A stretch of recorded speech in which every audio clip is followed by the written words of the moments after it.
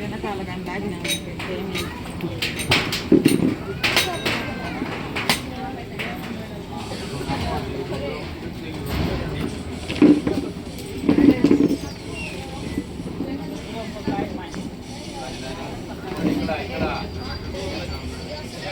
శ్రీ మహాసరస్వతి స్వరూపిణి జగదంబాయి నమః. శ్రీ కొండప్రసాదాన్ని నివేదయామి. పొంగలేదే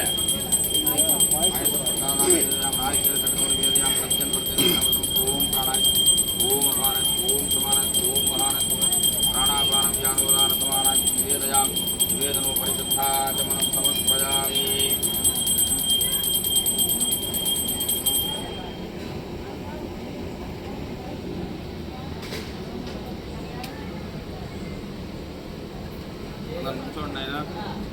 అందరు నుంచోండి. ఓం సర్వమంగళమాంగళ్యే శివే సర్వార్థసాధికే శరణ్యే త్రయంబకే దేవి నారాయణి నమోస్తుతే.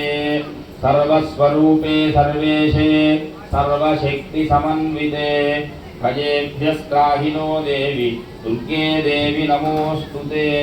దంష్ట్రాకరాళవదనే శిరోమాలా విభూషణే చాముండే ముండమథనే నారాయణి నమోస్తుతే. దేవ్యై నమః. ఆనందమంగళకర్పూర నీరాజనందర్శయామి. నీరాజనో పరిశుద్ధాచమనం సమర్పయామి. అక్కడ గుర్తించుకొని రండి. ఓం రాజాధిరాజాయ ప్రసత్య సాహినే నమో వయం వై శ్రవణాయ కుర్మహే. తమే కామాన్ కామకామాయ మహ్యం కామేశ్వరో వై శ్రవణో దదాతు. కుబేరాయ వై శ్రవణాయ మహారాజాయ నమః. ఓం తద్ బ్రహ్మా ఓం తద్ వాయుః ఓం తదాత్మా ఓం తత్ సత్యం ఓం తత్ సర్వం ఓం తత్పురోన్నమః. అంతశ్చరతి భూతేషు గుహాయాం విశ్వమూర్తిషు త్వం యజ్ఞస్త్వం వషట్కారత్వమింద్రత్వం రుద్రత్వం విష్ణుత్వం బ్రహ్మత్వం ప్రజాపతిః త్వం తదాపో జ్యోతిరసోమృతం బ్రహ్మ భూర్భువస్సు వరోం. పూలు వాళ్ళకూడింది. ఓం అసైతం విష్ణవే జరుర్నిర్వపతిః యజ్ఞో వై విష్ణుః యజ్ఞయేవాంతః ప్రతినిష్ఠతి.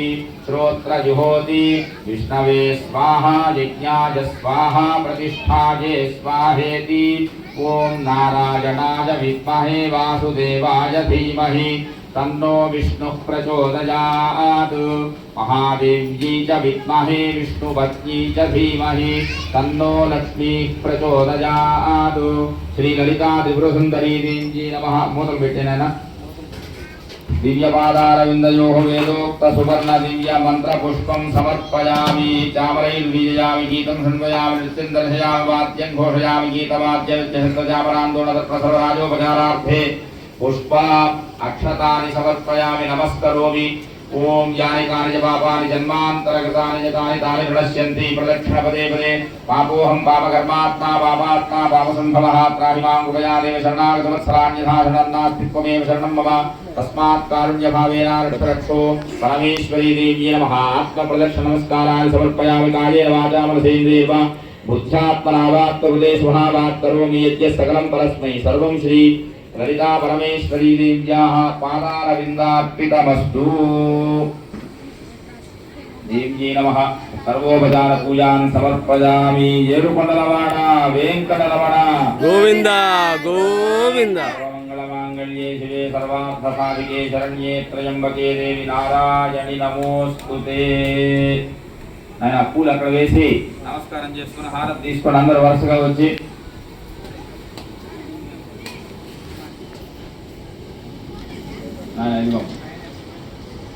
తీసుకోండి తీసుకోండి. 5 నిమిషాలే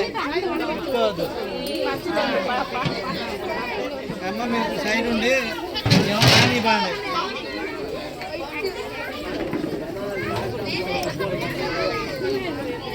నెట్టుకుంటున్నారా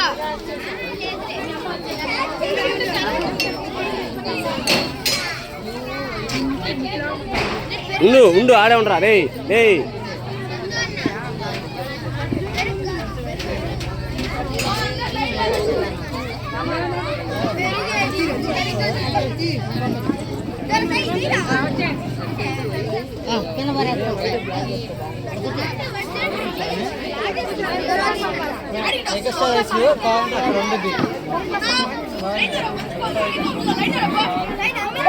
మా ఇటు బాగుంది మా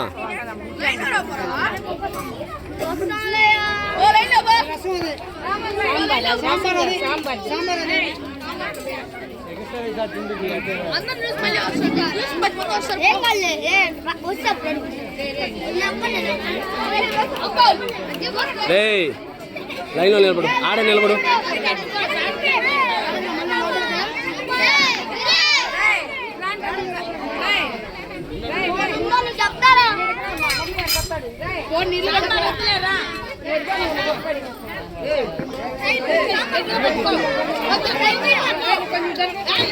సాయిది ముందు కట్రా ముందు కట్రా.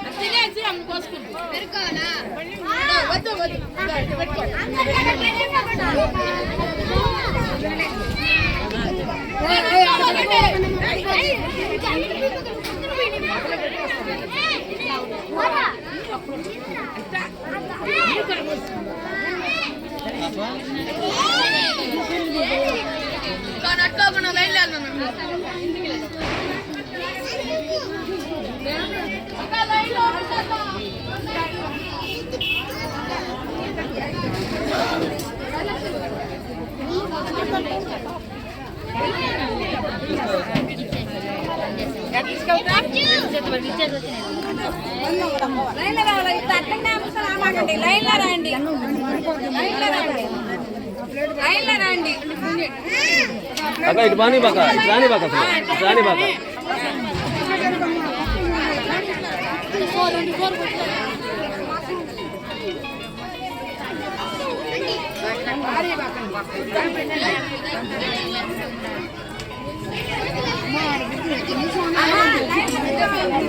లైన్లో రావాల్సిందే ఎవరైనా లైన్లో రావాల్సిందే.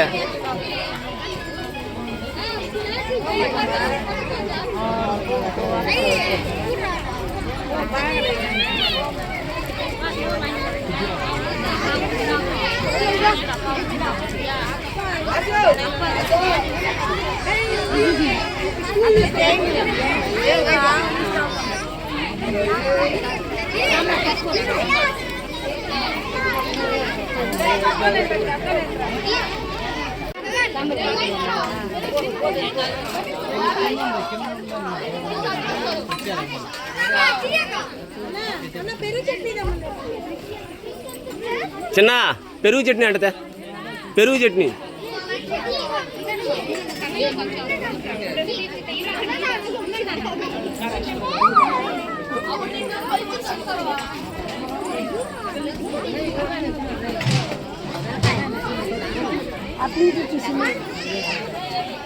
బాగున్నా కానీ నుంచి అటు వెళ్ళిపోయింది.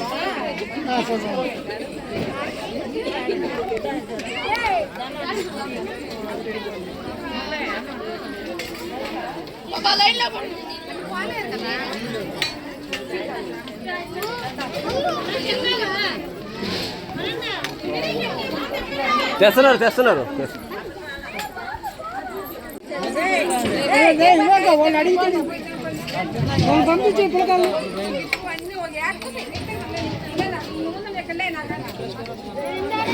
అక్క అక్క ఆడెవరు లేరు జనం దోసుకోబడి అందరూ నిదానంగా వెళ్ళిపోవచ్చు.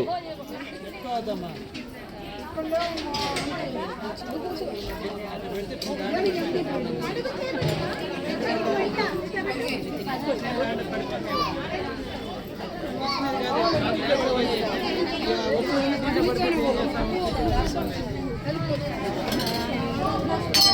ఒరే ఆ గంటి కడుగు అడపోయి కడుగు నాన్న नमः पाद्यं समर्पयामि अर्घ्यं समर्पयामि आचमनं समर्पयामि देव्यै नमः अथ कुङ्कुमार्चनं च कारयिष्ये अम्मा अंदर कुंकुम रेडी चेसुकोनिव्वंడి ओम हिरण्यवर्णां हरिणीं सुवर्णरजतस्रजां चन्द्रां हिरण्मयीं लक्ष्मीं जातवेदो ममावह तां मआवह जातवेदो लक्ष्मीमनपगामिनीं यस्यां हिरण्यं विन्दे जङ्गामश्वं पुरुषाणहम् अश्वपूर्वां रथमध्यां हस्तिनाथः प्रबोधिनीं सृजन् देवीमुपक्वजे श्रीर्मा देवी जुषतां तां सोऽस्मितां हिरण्यप्राकारामार्द्रां ज्वलन्तीं तृप्तां तर्पयन्तीं पद्मे स्थितां पद्मवर्णां त्वामिहोपक्वजे श्रियं चन्द्रां प्रभासां यशसाज्वलन्तीं श्रियन् लोके देवजुष्टामुदारां तां पद्मनेमीं शरणमहं प्रपथ्ये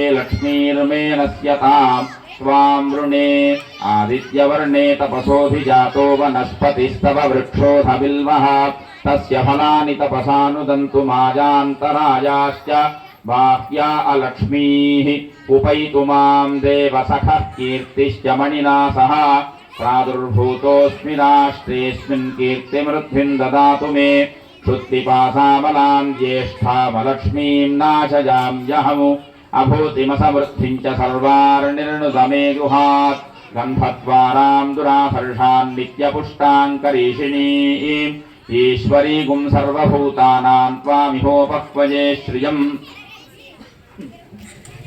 मनसः कामवाकूतिं वाचः सत्यमसीमहि पशूनां रूपमन्नस्य मयि श्रीश्रियतां यशः कर्तमेन प्रजा भूतामयि सम्भवकर्तम श्रियं वासज मे कुले मातरं पद्ममालिनीम् आपसृजन्तु स्निग्धानि चिक्लीतमसमे गृहे निजदेवीं मातरं श्रियं वासज मे कुले आर्द्रां पुष्करिणीं पुष्टिं पिङ्गलां पद्ममालिनीं चन्द्रां हिरण्मयीं लक्ष्मीं जातवेदो ममावह आर्द्रां यः करिणीं यश्रीं सुवर्णां हेममालिनीं सूर्यां हिरण्मयीं लक्ष्मीं जातवेदो ममावह तां मआवह जातवेदो लक्ष्मीमनपगामिनीं यस्यां हिरण्यं प्रभूतं गावो दास्योऽश्वान् विन्देयं पुरुषाणहम् पद्मप्रिये पद्मिनि पद्महस्ते पद्मालये पद्मदलाजताक्षी विश्वप्रिये विष्णुमनोनुकूले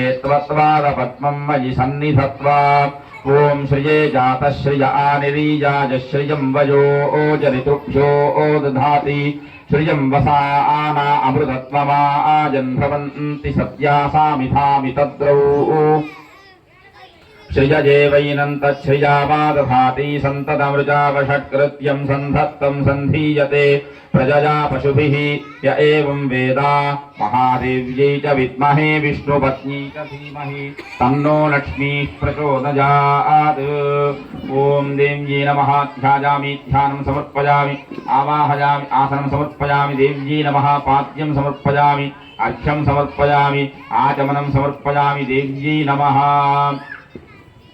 अथ कुङ्कुमार्चनं च कारयिष्ये ॐ लक्ष्मीं क्षीरसमुद्रराजतनयां श्रीरङ्गधामेश्वरीं कुङ्कुमपूज्येन दासीभूतसमस्तदेववनितां लोकैकदीपाङ्कुरां श्रीमन्मन्दकटाक्षलब्धविभवत्ब्रह्मेन्द्रगङ्गाधरां त्वां त्रैलोक्यकुटुम्बिनीं सरसिजां वन्दे मुकुन्दप्रियां मातर्नमामि कमले कमलाजताक्षी श्रीविष्णुहृत्कमलवासिनि विश्वमातः क्षीरोदजे कमलकोमलगर्भगौरी लक्ष्मी प्रसीद सततं नमतां शरण्ये ॐ प्रकृत्यै नमः ॐ विकृत्यै नमः ॐ विद्यायै नमः ॐ सर्वभूतहितप्रदायै नमः ॐ श्रद्धायै नमः ॐ विभूत्यै नमः ॐ सुरभ्यै नमः ॐ परमात्मिकायै नमः ॐ वाचै नमः ॐ पद्मालयायै नमः ॐ पद्मायै नमः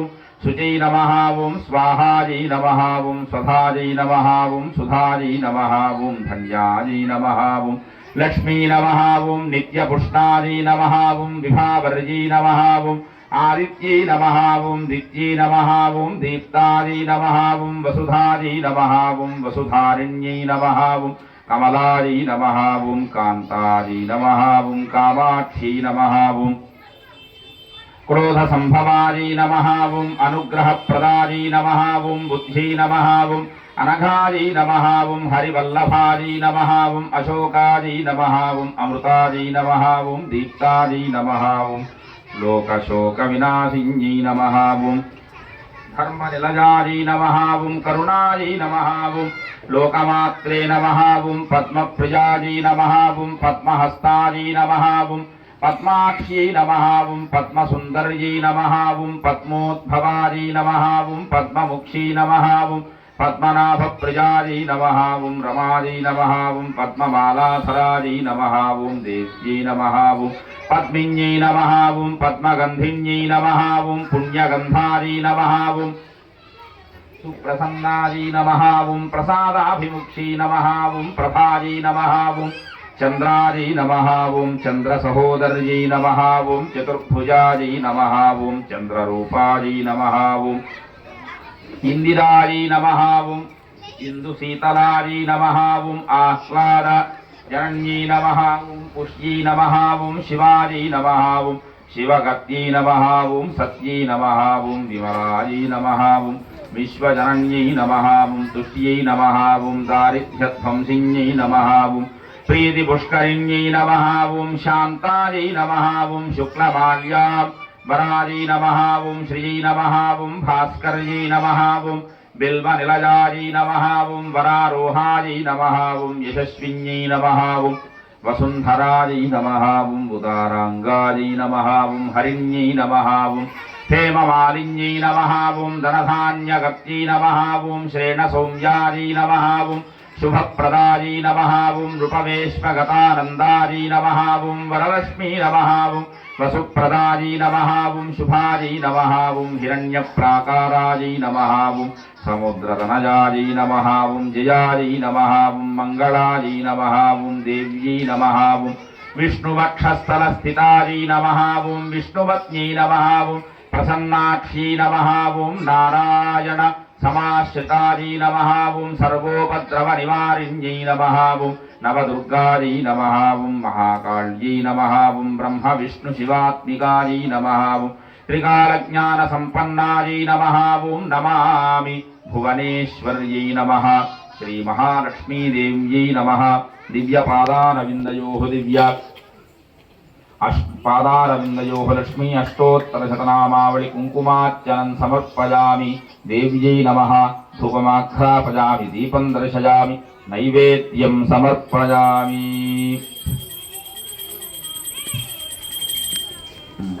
కొబ్బరికాయలు కొట్టుకోండి. శుక్లాం వరదరం విష్ణుం శశివర్ణం చతుర్భుజం ప్రసన్నవదనం ధ్యాయే సర్వవిఘ్నోపశాంతయే. గురు బ్రహ్మ గురు విష్ణు గురుదేవ మహేశ్వర గురు సాక్షాత్ పరబ్రహ్మ తస్మై శ్రీ గురువే నమః. హరి ఓం.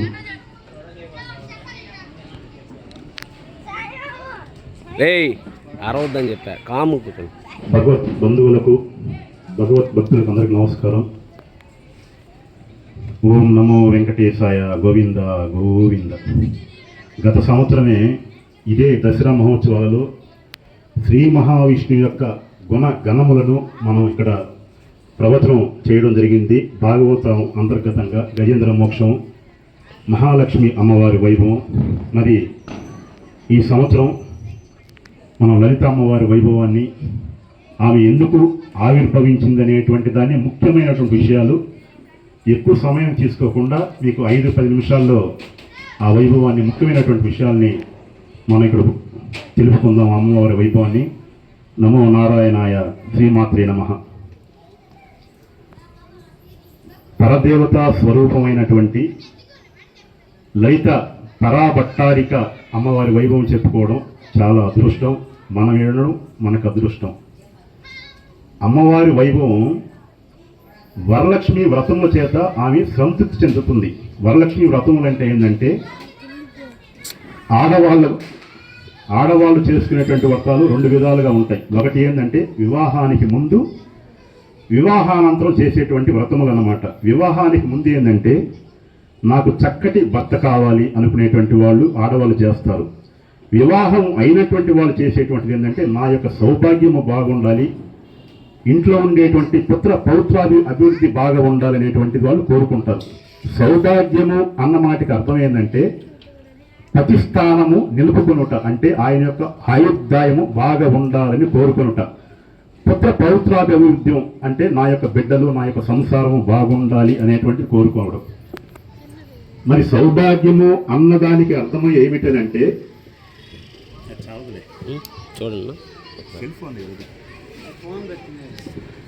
సౌభాగ్యము అన్నదానికి అర్థం ఏంటంటే శ్రీరామచంద్రుడు ఉండేటువంటి త్రేతాయుగములో అల్పభోగం నాకుండలి, నాకు నుంచి అల్పభోగం అని అంటారంటే ఏంటి అల్పభోగం అని అంటే అక్కడ ఎవరు కూడా తక్కువ సంతోషంతో ఉండేటువంటి వాళ్ళు లేరంట. అంటే తక్కువ సంతోషం అని అంటే అవునండి అందరూ కోటీశ్వరులు, అందరూ డబ్బు ఉండే వాళ్ళని మనం అనుకుంటాం. అది కాదు దానికి అర్థం. అల్పభోగం అని అంటే భగవంతుడు ఇచ్చినటువంటి వాటితో సంతృప్తి చెందడం. అంటే నాకు ఇది లేదు అది లేదని కాకుండా నాకు మహానుభావుడు ఈ విధంగా ఇచ్చాడు, దాంతో నేను సంతృప్తి చెందుతున్నా, నాకు ఇంకేం పని లేదు అనుకునేటువంటి వాళ్ళు ఎక్కువ. ఆ విధంగా అమ్మవారు తలుచుకునేటువంటి వాళ్ళు అల్పభోగం అంత ఇబ్బంది లేకుండా అమ్మవారి యొక్క అనుగ్రహాన్ని సంతృప్తిగా పొందుతారన్నమాట. ఆమె ఎందుకని సంతృప్తి పొందుతుంది అని అంటే ఆమె యొక్క నామాలలో సువాసిని అర్చన ప్రియాయ నమః ఆమె నామాల్లో ఉండేటువంటిది. సువాసిని అన్న మాటకి ఒక అర్థం అనేటువంటిది మనం తెలుసుకోవాలి. ఎందుకంటే పెళ్లి కానిటువంటి వాళ్ళని సువాసిని అని అనరు, పెళ్లి అయినటువంటి వాళ్ళని సువాసిని అంటారు మహిళల్ని. మరి పెళ్లి అయినటువంటి వాళ్ళందరూ కూడా సువాసినితో లెక్క వస్తారంటే వాళ్ళందరూ కూడా రారు. ఎందుకనంటే దానికి ఒక నియమం ఉంది, ఒక క్రమం అనేటువంటి ఉంది. కాళ్ళకి మెట్టెలు, మెడలో నల్లపూసలు, ఈ యొక్క తాలిబొట్టు, చేతికి గాజులు, మరలా చెవులకు తాటంకములు ఇవన్నీ పెట్టుకుంటే సువాసన అని కాదు. ముందుగా తెలుసుకోవాల్సిన ప్రతిభక్తి యందు అనిరక్తి కలిగి ఉండుట ప్రధానమైన అంశం. తన యొక్క అత్తమామలని గౌరవించుట, ఇంటికి వచ్చినటువంటి బంధువులను ప్రేమించుట, వాళ్ళకి ఏమి కావాలో వాళ్ళ సదుపాయాలు సమకూర్చుట, అన్న పానాలు ఎవరన్నా అతిథి ఇంటికి వచ్చారనుకోండి వాళ్ళకి సమృద్ధిగా భోజనం చేసి ఉండుట, తరువాత తన కన్నవారిని సంతోషంగా చూసుకున్నట, వాళ్ళ యొక్క అభివృద్ధి చూసుకున్నట. అది సువాసిని అన్న మాటకి అది. మరి భర్తకి ఏ విధంగా అనేటువంటి ఏంటంటే త్రేతాయుగంలో శ్రీరామచంద్ర ప్రభువుకి అమ్మవారి చెప్పే సీతమ్మని తీసుకొచ్చారు. రామచంద్ర ప్రభు అక్కడ స్నానం చేస్తుంటే అమ్మవారి బట్టలు పెట్టేదంట. ఈ బట్టలు ఆయన వేసుకున్న తర్వాత పూజ గదిలోకి పోతే ఆయనకి ఏం ఆహారం కావాలి, పలహారాలు కావాలి అన్ని ఆమె చూసుకునేదంట. అందువల్ల ఆమె సువాసిని. ఎవరమ్మా నువ్వు ఏ విధంగా వచ్చావనంటే నేను నా ఇంటి పేరు చెప్పేది కాదా ముందు, నా యొక్క మామ దశరథ మహారాజు ఆమె యొక్క కోడలు. ఎందుకంటే పెళ్ళైన గృహిణి ఎప్పుడు కూడా ఇంకా తల్లిదండ్రులను పట్టించుకోని వదిలేస్తుందని కాదు, అత్తమామల యొక్క క్షేమం కోరుకునేటువంటిది. అందుకని నేను దశరథ మహారాజు యొక్క కోడలిని, తర్వాత జనక మహారాజు యొక్క కూతుర్ని, ఈ విధంగా చెప్పుకుంటా వస్తుంది అమ్మవారు. ఆ విధంగా అయిన సువాసిని అర్చన ప్రియాయ నమః ఆ యొక్క నామములతోటి ఆమె ఎవరైతే వరలక్ష్మి వ్రతంలో కూర్చొని దీనికి అర్హులైనటువంటి వారు ఎవరైతే ఉంటారో వాళ్ళకి వరాలు కురిపించేస్తూ ఉంటుంది లలిత అమ్మవారు. మరి అమ్మవారు ఒక విధంగా ఏంటంటే ఎప్పుడు తాంబూల శ్రవణం చేస్తూ ఉంటారు అమ్మ. అంటే తాంబూలం అంటే మీకు ఒక మనం భోజనం చేసిన తర్వాత వేసుకుంటాం కదా తమలపాకులు అవన్నీ కూడా. అమ్మవారు ఎందుకు తాంబూల శ్రవణం చేస్తున్నారంటే దానిని నాగవల్లి అని అంటారు. ఈ నాగవల్లి అంటే ఏంటంటే దేవేంద్రుడు యొక్క ఐరావతం అనేటువంటి ఏనుగుని ఒక స్తంభానికి కట్టారన్నమాట దేవలోకంలో. నీళ్ళు తీసుకొస్తారు నీళ్లు పెడతారు అంటే దానిని నాగవల్లి అని అంటారు. అక్కడి నుంచి వచ్చింది నాగవల్లి అని అంటే దేవేంద్ర లోకంలో నుంచి ఐరావతాన్ని ఆయన యొక్క వాహనం ఏనుగు అది ఒక స్తంభాన్ని కట్టారనమాట. ఆ కట్టినప్పుడు దాని నుంచి ఒక మల్లి తీగ పుట్టింది.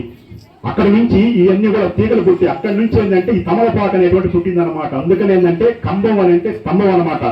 ఆ స్తంభానికి ఈ తమలపాకు పుట్టింది కాబట్టి నాగ అంటే సంస్కృత పదాల్లో ఏనుగు, దేవేంద్రుడి యొక్క ఏనుగు కట్టిన స్తంభంలో నుంచి పుట్టింది కాబట్టి దాన్ని నాగవల్లి అని అంటారు. ఆ నాగవల్లి ఏంటంటే అమ్మవారు తీసుకొని ఎప్పుడు తాంబూల శ్రవణం చేస్తూ ఉంటారు.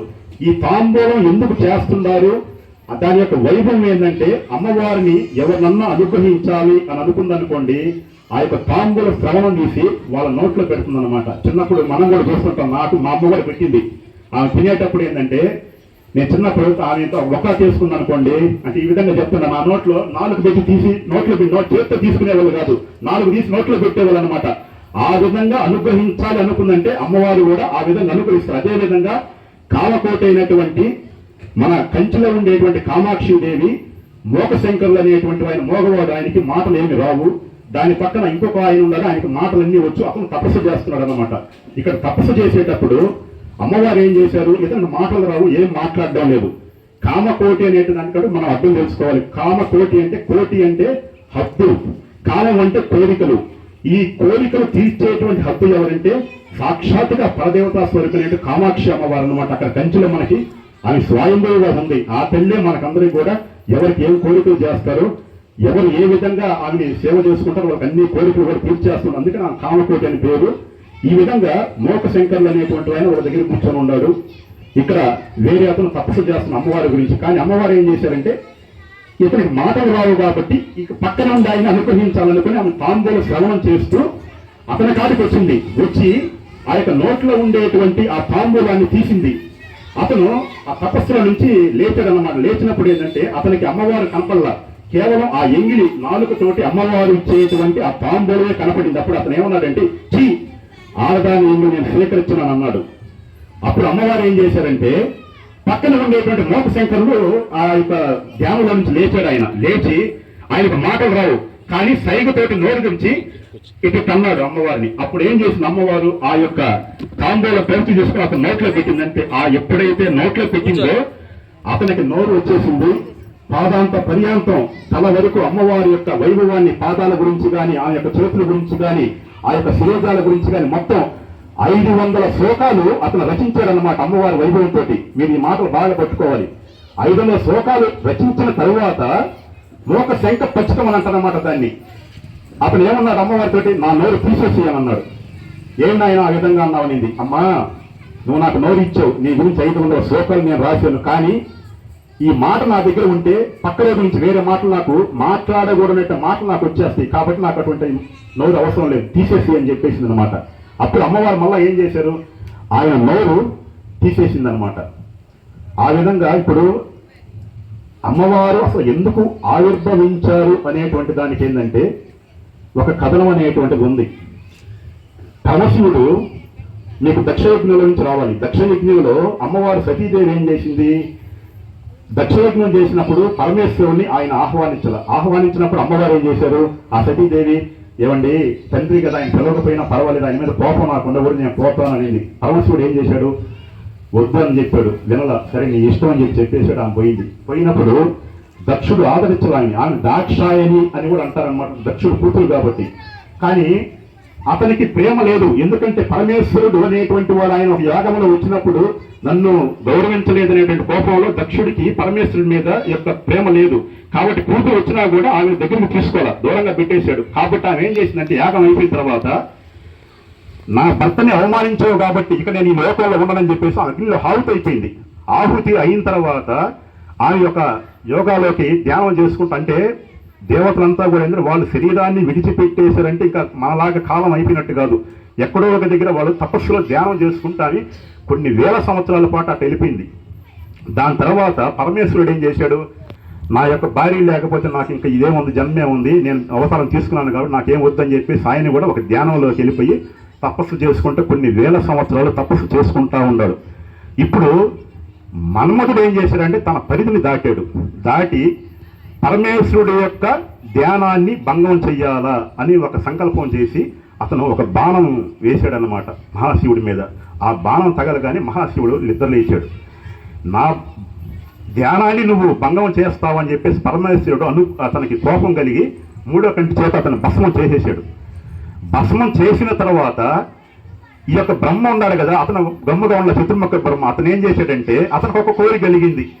ఈ యొక్క భస్మాసం చితి ఉంది కదా, బూడిద ఉంది కదా, దాంట్లో నుంచి ఒక ప్రాణాన్ని నేను తయారు చేయాలని అతను కోరిక పుట్టింది. ఎందువల్ల కలిగిందో మనకు తెలియదు. చూడండి ఇదంతా కూడా. అతను ఏం చేస్తాడు, ఈ నేల మీద పడ్డప్పుడు ఆ తడి అనేటువంటిది ఉంటే అక్కడ జామ వల్ల అది ఏ విత్తనమైనా కానీ, అది మామూలు టెంక కానివ్వండి, యాపాకు కానివ్వండి, ఏదైనా సరే అక్కడి నుంచి మొలకెత్తి సృష్టి అనేటువంటిది జరుగుతుందన్నమాట. కానీ వాడు ఏం చేశాడంటే ఆ విషంగుడు అనేటువంటి వాడు రాక్షసుడు దీన్ని సృష్టిని ఆపాలనుకునేసేసి దాన్ని ఆర్ద్రత లేకుండా చేసేసాడు మనుషుల్లో ఆర్ద్రత అంటే ఏంటంటే తడి లేకుండా ఉండుట. ఆర్ద్రత అనే మాటకి ఏంటంటే తడి లేకుండా ఉండుట. మనిషిలో తడి అనేటువంటిది ఉంటే సృష్టి పెరుగుతూ ఉంటుందన్నమాట. ఇప్పుడు ఆ జామకాయ మొలకెత్తల, అదేవిధంగా ప్రకృతిలో ఈ యొక్క మైదుల సృష్టి అనేటువంటిది మొత్తం ఆపేశాడు. పురుషాంగంలో ఎవరికారు ఏమి లేకుండా చేసేసాడు. ఈ విసుక్కుడు ఏం చేశాడంటే మగవాళ్ళలో ఉండేటువంటి వీర్యాన్ని ఆపేశాడు, బయటికి రాకుండా. ఆత్మతో ఉంటుంది. అది ఎట్లాగంటే ఇప్పుడు ఒక సముద్రం ఉపయోగిస్తాడు, ఆవిర్భవించినప్పుడు అదంతా కూడా ఎర్రగా ఉంటది. ఎక్కడి నుంచి? తూర్పు దిశగా సూర్యుడు ఉదయించినప్పుడు పడమర వైపు సముద్రం ఎంతవరకు అయితే ఉందో అంత ఎర్ర కాంతులతోటి ఆ యొక్క సముద్రం అంతా ఉంటుంది, సూర్యకాంతితోటి. అది కొంచెం పైకి పోయిందనుకోండి గోల్డ్ కలర్ లోకి మారుతుంది, పసుపు కలర్ లోకి. దాని తర్వాత సూర్యకాంతి మనం చూడలేం. మన యొక్క మాంస నేత్రం ఆ యొక్క కాంతిని చూడలేదు. అదేవిధంగా పరదేవతా స్వరూపమైనటువంటి అమ్మవారు వ్యాస భగవానుడు ఏంటంటే సహస్ర సూర్య కోటి కాంతులు ఏ విధంగా అయితే ఉంటాయో ఆ విధంగా అమ్మవారి యొక్క తేజస్సు ఆ విధంగా ఉంటుంది అని చెప్పి వ్యాస భగవానుడు మనకు తెలియజేశాడు. మరి అటువంటి అమ్మవారిని మనం చూడాలంటే మన యొక్క మాంస నేత్రం చాలదు. తార అంటే పైన సహస్ర కోటి కాంతులతో ఉండేటువంటి తార, అదే తార కిందకి దిగి వచ్చిందనుకోండి దాన్ని అవతార అని అంటారు. కానీ త్రేతాయుగంలో శ్రీరామచంద్రుడు మనం అనుకునేటువంటి విధంగా కేవలం ఆ యొక్క ఋషుల్ని కాపాడేదానికి, ఈ దశరథ మహారాజుకి పుత్రులు లేరు అనేటువంటి దానికి యజ్ఞ యాగాదులు చేశారు. దానివల్ల శ్రీరాముడు అవతారం తీసుకున్నాడు వైకుంఠంలో నుంచి సాక్షాత్తుగా శ్రీ మహావిష్ణువుని మనం అనుకుంటాం. అది ప్రధానమైనటువంటి కారణం కాదు. విశ్వామిత్రుడు చేసినటువంటి తపస్సు. విశ్వామిత్రుడు ఏం చేశాడంటే త్రేతాయుగంలో శ్రీ మహావిష్ణువుని నేను దర్శనం చేసుకోవాలా ఒక యాగం చేశాడు, తపస్సు చేశాడు, వైకుంఠానికి పోయాడు. పక్కన వీరు ద్వారపాలకులు వాళ్ళకి అవకాశం ఇవ్వాల విశ్వామిత్రుడికి. జై విజయుడు అతనికి అవకాశం ఇవ్వాల. నిరుత్సాహంతో విశ్వామిత్రుడు వెనక్కి వచ్చేసాడు. ఇట్లా కాదు, ఇంకా ఘోరమైన తపస్సు చేయాలని చెప్పి మళ్ళీ తపస్సు చేశాడు. మళ్ళా రెండోసారి అక్కడికి పోయాడు. రెండోసారి అక్కడికి పోయినప్పుడు వైకుంఠంలోకి జయ విజయుడు అడ్డు చెప్పల, లోపలికి పోండి అన్నారు. లోపలికి పోయిన తర్వాత అక్కడ ఉండేటువంటి వాళ్ళు సేవ చేసుకునేటువంటి వాళ్ళు దేవతలు విశ్వామిత్రుడికి అనుగ్రహం ఇవ్వాల స్వామిని దర్శనం చేసుకునేదానికి. అప్పుడు ఈయనకి చాలా బాధ కలిగింది. ఇది కాదు, ఆ యొక్క వైకుంఠంలో ఉండేటువంటి స్వామి ఈ కిందకి దిగి వచ్చేటట్టుగా నేను తపస్సు చేయాలి, ఆయన నేనొక్కనే సేవించుకోవాలా అని చెప్పేసి అతను తపస్సు చేసి ఘోరమైన తపస్సు చేశాడు. కాబట్టి ఆ శ్రీ మహావిష్ణువు అనేటువంటి వాడు ఏం చేశాడంటే అవతారం తీసుకొని కిందకు దిగి వచ్చాడనమాట. తారా అవతారం అంటే, తారా అంటే మన మాంసం నేత్రంతో చూడనటువంటిది, అవతారం అని అంటే మన మాంస నేత్రంతో చూసేటువంటిది అనమాట. ఆ విధంగా అమ్మవారి యొక్క స్వరూపాన్ని అవతారం అనేటువంటిది ఎందుకు వచ్చింది భూలోకంలోకి అంటే లలిత అమ్మవారు, ఈ విషంగుడు, విశుక్రుడు, ఈ యొక్క మోకశంకరుడు అనేటువంటి ఆయన 500 శతకాలు రాశాడు కదా. దాంట్లో ఏం చెప్పాడంటే ఆయన కూడా ఒక ఆశ్చర్యం కలిగింది పరమేశ్వరుడు గురించి. స్వామి మీకు ఎందుకయ్యా తెలుపు అంటే అంత ఇష్టం? అమ్మవారు ఎరుపు కాంతులతో ఉండేటువంటిది వ్యాసుడు చెప్పాడు. పరమేశ్వరుడు ఎప్పుడు తెల్లంగా ఉంటాడంట. అతను ఆ మోకశంకరుడు అనేటువంటి ఆయన ఒక ప్రశ్న వేశాడు స్వామికి, ఎందుకయ్యా నువ్వంత నీకు తెలుపు అంటే అంత ఇష్టం అంటే, అమ్మవారు ఒకరోజు కామాక్షి అమ్మవారు చిరునవ్వు నవ్వారంట. అంత ఆ యొక్క దంతములో నుంచి తెల్లటి కాంతి ఒకటి ఉద్భవించిందంట. ఆ కాంతికి పరమశం అయిపోయాడు పరమేశ్వరుడు. అందుకని ఏంటంటే ఆయన అమ్మవారిని తీసుకొని వెండి కొండ మీద పెట్టాడు. కానీ ఆ యొక్క కాంతికి ఈ వెండి కొండకి సమానం కలగల, ఆయనకి సంతోషం కలగల. మళ్ళా తెల్ల వృషభం ఎక్కాడు అతను, అక్కడ సంతోషం కలగల. తెల్లటి వస్త్రం కట్టుకున్నాడు, అక్కడ సంతోషం కలగల. మొత్తం తెల్ల విభూతి అంత శరీరాన్ని చూసుకున్నాడు, అక్కడ సంతోషం కలగల అతనికి. అందువల్ల ఏంటంటే అమ్మవారి యొక్క దంతములలో ఉండేటువంటి ఆ యొక్క తెల్లదనానికి సమన్వయము ఏది లేదనేటువంటిది కాదు. అంతెందుకంటే ఇప్పుడు మగవాళ్ళ వీర్యము తెలుపు, ఆడవాళ్ళ సౌలికము ఎరుపు. దేవాలయాలు చూడండి, ఎక్కడైనా కూడా ఈ జగత్తంతా కూడా ఎరుపు తెలుపుతోనే గురుకొని ఉంటుంది.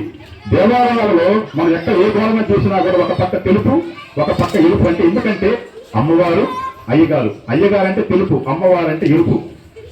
మనకెందుకు మనం తినేటువంటి ఇడ్లీ చట్నీల్లో కూడా ఏంటంటే ఎరుపు తెలుపు, పచ్చడి తెలుపు, కారం ఎరుపు అన్నమాట. ఈ విధంగా సమన్వయం ఉంటుందన్నమాట ఈ జగత్తంతా కూడా. అటువంటి సృష్టి అనేటువంటిది లేకుండా ఈ విషంగుడు విశక్తుడు చేసేశారు. ఇప్పుడు ఒక చూడవలసినటువంటి ఒక అడవి మనం ఉందనుకోండి, నేను ఒక ఇల్లు కట్టుకున్నాను అనుకోండి, మిద్ది మీదకి పోయా, ప్రకృతి అనేటువంటిది ఏ విధంగా ఉంటుంది, చుట్టుపక్కల చెట్లు చల్లగా ఉన్నాయనుకోండి, కాసేపు అట్లా కూర్చొని చూస్తూ ఉంటాను. చూసినప్పుడు ఒక ఆనందం కలుగుతుంది. నా బిడ్డ ఉన్నారనుకోండి, ఒక ప్రయోజకుడు అయ్యాడు, ప్రయోజకుడు అయినా కాకపోయినా కూడా బిడ్డను దూరం చేసేవాళ్ళు ఎవరుండరు. వాడు ఎక్కడి నుంచో వచ్చాడు, ఏదో చదువుకున్నాను డాడీ మద్రాసు నుంచి వచ్చారనుకోండి, ఏం చేస్తామో ఎప్పుడో ఒక 5 సంవత్సరాలకు వచ్చాడు, ఇది మనం కలుచుకుంటాం బిడ్డ, ఒక ఆప్యాయత అన్నమాట. అటువంటి ఆప్యాయతని ఈ రాక్షసులు అనేటువంటి వాళ్ళు తీసేశారు. ఎందుకని? బిడ్డలు పుట్టాలంటే ఏం చేయాలా? ఈ స్త్రీ పురుషుల యొక్క కలయిక అనేటువంటి జరగాలి, ప్రకృతి అనేటువంటి కలగాలి. అటువంటి లేకుండా వీళ్ళిద్దరు చేశారు కాబట్టి దేవతలంతా ఏం చేశారు, పూజించబడే దేవతలు వాళ్ళకి అవిషయం అనేటువంటిది లేదు. యజ్ఞ యాగము చేస్తేనే మాకు చేసేసిన పూర్ణాహుతి అనేటువంటి దాంట్లో పడితేనే వాళ్ళు ఆహారం అనేటువంటి వాళ్ళు లభిస్తుంది. దేవతలకంతా కూడా యజ్ఞ యాగాలు చేసినప్పుడు అటువంటి యాగాలు జరగట్లా. ఎందుకంటే మనుషులు లేరు, సృష్టి లేదు, ఉండేటువంటి వాళ్ళు చనిపోతున్నారు, మళ్ళీ పుట్టడం వల్ల భూలోకం ఇంకెవరు లేరు. అందుకని ఏంటంటే ఇప్పుడు వెంకటేశ్వర స్వామి అవతారం తీసుకున్నాడంటే దేనికి తీసుకున్నాడంటే జనాలని కలియుగంలో మనుషులు అనేటువంటి పాడవుతున్నారు, జగత్తు కాదు, సృష్టి కాదు, మనుషులు పాడవుతున్నారు కాబట్టి వాళ్ళని మార్చేదానికి అమ్మవారు ఏం చెప్పారు, ఈ విధంగా మృదు మహర్షి గ్రంథాన్ని మీరు వెళ్ళిపోయిన ప్రణాళిక చేసి అమ్మవారు వెంకటేశ్వర స్వామి కింద పంపించింది వైకుంఠం నుంచి. ఇది అట్లా కాదు, అసలు సృష్టే లేదు. మరి ఏమవుతుంది, లైవ్ అయిపోతుంది సృష్టి అంతా. అందరూ దేవతలు ఏం చేశారంటే వాళ్ళకి ఆహారాలు లేవు, అప్పటికి అమృతం పుట్టలేదు.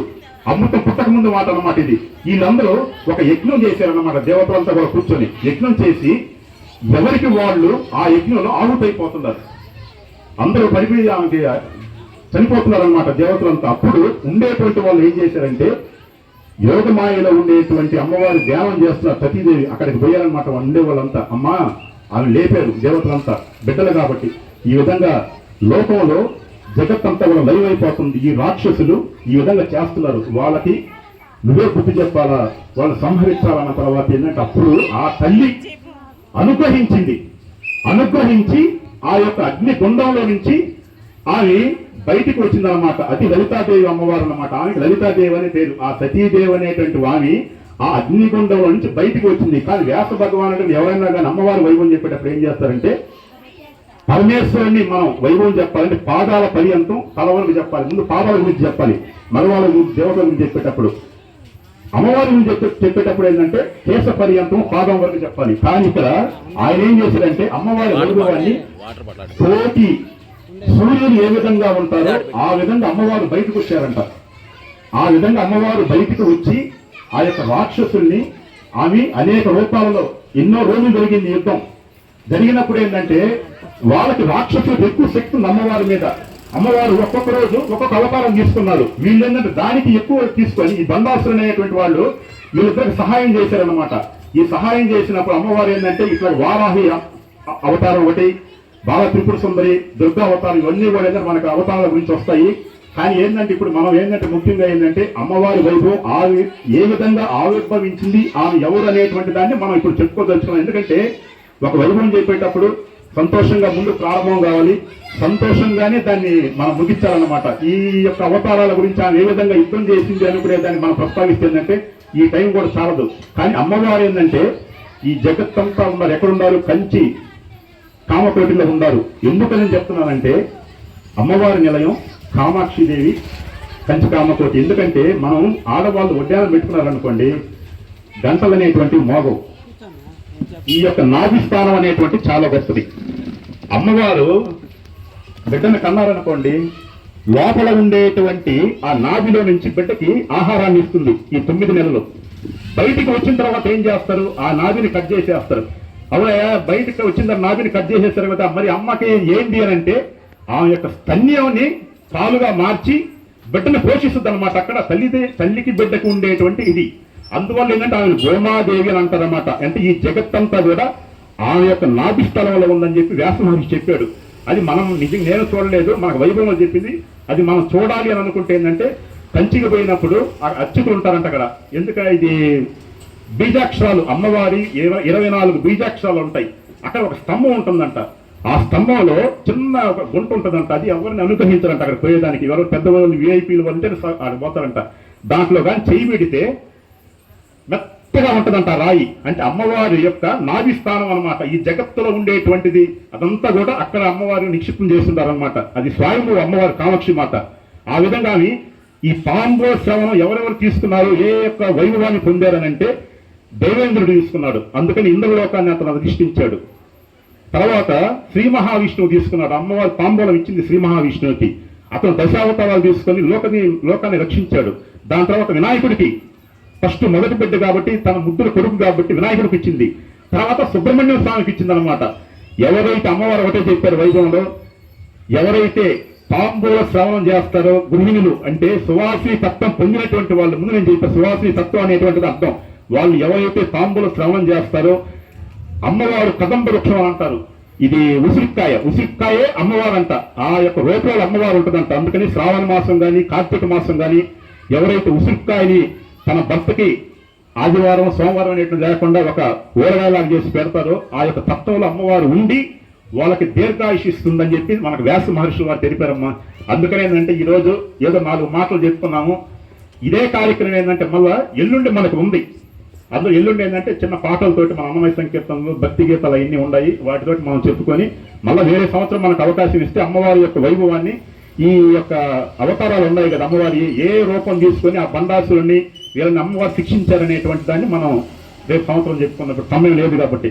ఓం నమో వెంకటేశాయ గోవింద గోవింద అంటే కొంతమంది ఏంటంటే ఎందుకు చెప్తున్నానంటే లలిత అమ్మవారి వేరు, కామాక్షి అమ్మవారి వేరు ఎన్ని అనుకుంటారు. కానీ ఉండేటువంటిది ఏంటంటే ఈ కామాక్షి అమ్మవారు ఆమె రూపం వేరని కాదు. సతీదేవి అనేటువంటి దక్ష యజ్ఞంలో ముందు భార్య పరమేశ్వరుడికి.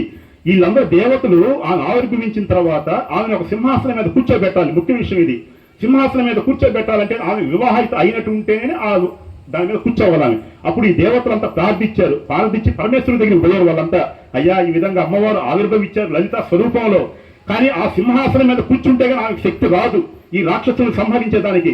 కానీ ఆమెని మీరే వివాహం చేసుకోవాలంటే పరమేశ్వరుడు అంగీకరించారు. ఆయన తెలుసు సతీదేవి నా భార్య కదా, మళ్ళీ ఈ రూపంలో వచ్చింది అవతారం తీసుకొని చెప్పి ఆయన లలిత అమ్మవారిని చేసుకొని ఆమెకు అనుగ్రహం ఇచ్చి ఆమెకు శక్తిని ప్రకంపనం చేసి ఈ బండాసురుణ్ణి, ఈ యొక్క వృషంగుణ్ణి, విషుణ్ణి నాశనం చేసేటట్టుగా ఆయన చేశాడు అనమాట. అది మెయిన్ ఉద్దేశం ఈ కథనంలో.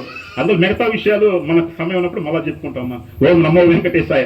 మనకి ఈ అవకాశం ఇచ్చినందుకు ఈ యొక్క మనీకి వాళ్ళందరికీ కూడా సంతోషంగా శుభాకాంక్షలు తెలుపుకుంటూ ధన్యవాదాలు తెలుపుకుంటూ ఈ ప్రసాదాన్ని ఇంత ముగిస్తున్నాం. ఓం నమో వెంకటేశాయ. స్వస్తి.